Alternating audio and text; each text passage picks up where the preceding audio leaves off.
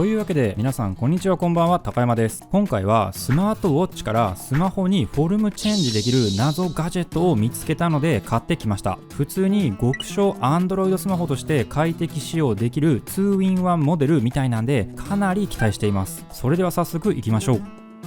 まずはね、パッケージを見ていきましょう。モデル名は AppleP Max、 中華ガジェットではあるあるの読めないやつです。一応 4G 対応でナノ SIM が使えるみたいです。パッと見た感じでは日本のバンド帯もある程度問題なく使えそうです。では開封していきましょう。今回は海外輸送で送料込み2万円ぐらいで購入しましたが、箱がボコボコになることもなく綺麗な状態で届きました。中身も結構しっかりしています。内容物は本体と説明書、SIM 用のドライバー、充電ケーブル、保護フィルム、そしてウォッチバンドが入っていました。2-in-1 スマホとしては必要十分な付属品ですよね。画面がでかいこともあってしっかり保護フィルムがついているのはありがたいです。本体はこんな感じでスマホとして見ると最小クラスのサイズ感です。画面サイズは 2.88 インチで高さは約 77mm、 横幅は約 53mm、 本体の厚みは約 15mm です。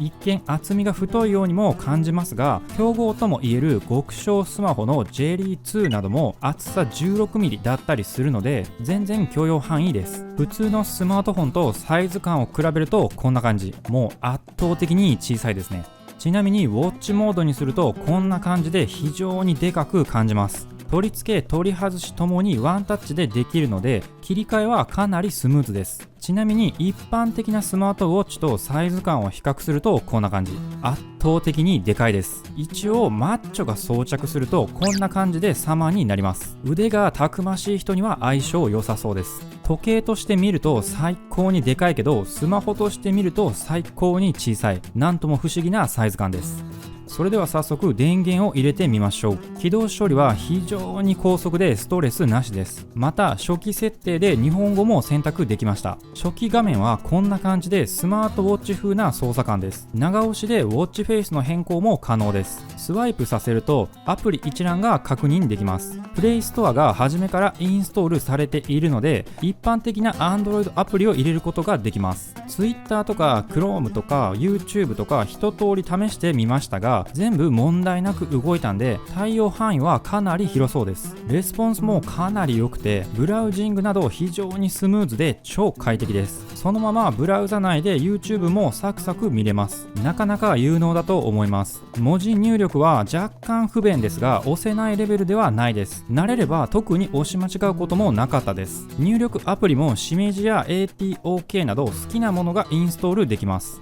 音声入力するのがベストかもしれません。他にも普通にスマートウォッチとして使えるスマホ連携の通知連動やフィットネス、 SIM を挿してテザリング利用などもできました。 SIM は 4G、3G 対応でシングル使用です。手持ちのドコモ系 SIM、ソフトバンク系 SIM は特に問題なく電波をつかみました。サイズ的にテザリング運用が相性良さそうですよね。本体のスペックはメモリ 4GB でストレージ 64GB、 CPU もそれなりにまともなものが積んであるので動作は思ったより快適です。このサイズ感で普通に Android アプリが動かせるのでいろいろ面白い使い方ができそうです。バッテリーも 2300mAh と楽天ミニの約2倍の容量を搭載しているので駆動時間も大変優秀です。ディスプレイの解像度は 480×640 なんですがそもそものサイズが極小なんでめちゃくちゃ密度高くて超絶綺麗です。このサイズならこれ以上の解像度はいらないと思います。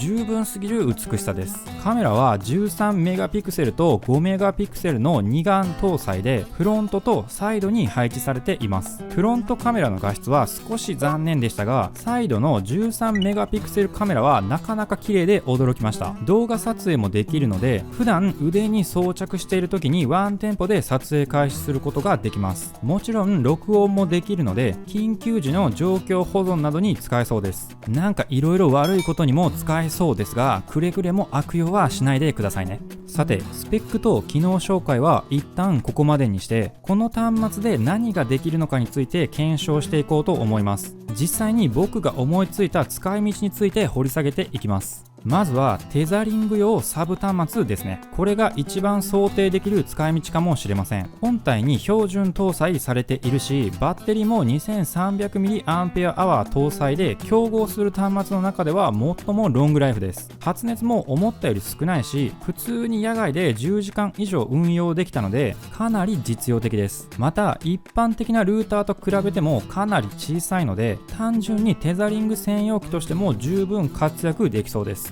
次に思いついたのは、ポイントカードとお支払い利用端末です。ポンタやヨドバシ、D ポイントなどバーコードが表示できるアプリがインストールできるので、ポイントカードを全部連携させてひとまとめにできます。スマホを出す必要もなく、腕をかっこよくかざせばポイントが貯められるのでかなり便利です。また PayPay や D 払いなどバーコード、QR コード読み取り式の決済アプリもインストールできたので、支払いもこれ一つで済ますことができます。画面が小さいのでバーコードを読み取ってもらえるか不安でしたが、実際にお店で試したところ案外スムーズに読み取ってもらえたので、実使用も問題なしです。まだまだいきます。次のアイディアは音楽プレイヤーとしての利用です。Apple Max は一般的なオフラインのメディアプレイヤーと違って普通の Android スマートフォンなので、クラウドに保存された音楽やストリーミングサービスの音楽を聴くことができます。アプリも自由にインストールできるので、手元にスマホがなくても腕からワンタッチで音楽を聴くことが可能です。もちろんストレージも 64GB あるので PC から音楽を転送してオフラインプレイヤーとして利用することもできます。そして音楽関連でちょっと余談ですが、この端末モノラルスピーカーを搭載しているんですが、案外音がしっかりしていて迫力があります。もっとペラペラのスカスカ音声だと思っていたので割とね良かったです。なおイヤホンなどは普通に設定から Bluetooth 接続できるので、一般的なスマートフォンと接続方法は同じです。有線イヤホンは使えないので注意してください。他にも Google カレンダーを同期させて予定を確認する端末にしたり、目覚ましやアラーム、ストップウォッチの利用など細々とした用途で活躍の場がありそうです。ちょっとでかいですけど腕に装着できるので利便性はかなりいいです。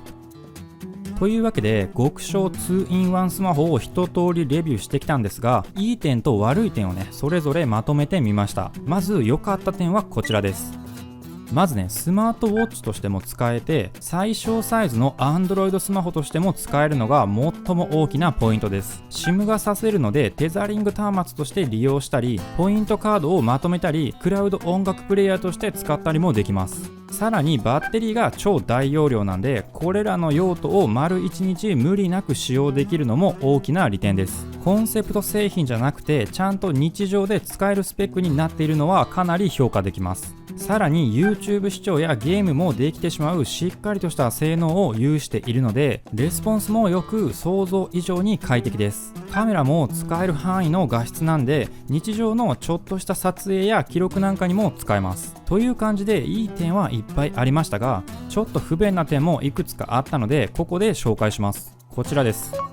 まあ当たり前ですが腕時計としてはでかいです。ひょろひょろの僕がつけるとめちゃめちゃ主張激しくなるし、時計には見えないです。本体も 92g あるので丸1日つけているとちょっと手が疲れるかもしれません。そしてベースがスマートウォッチということもあってジャイロセンサーがうまく機能しません。画面がね自動で回転しないのでアプリを使って手動で切り替える必要があります。一応ホーム画面や僕がインストールしたアプリは全て縦でも横でも問題なく動いたので、必要に応じて切り替えれば大丈夫です。さらに物理ボタンが少ないのもちょっと不便です。一応左端のスワイプで戻る動作ができて、電源ボタンでホーム、長押しからタスクボタン操作と一通りのことはできますが、他の挙動を設定したりすることができないので、あくまでサブ端末としての限定的な利用しかできないと思います。あとね、一番不便だったのが充電方式がマグネットタイプで専用仕様でした。この USB ケーブルが断線しちゃうと充電できなくなるのですごく不便です。ここはねどうしようもならない残念ポイントですね。非常に惜しいです。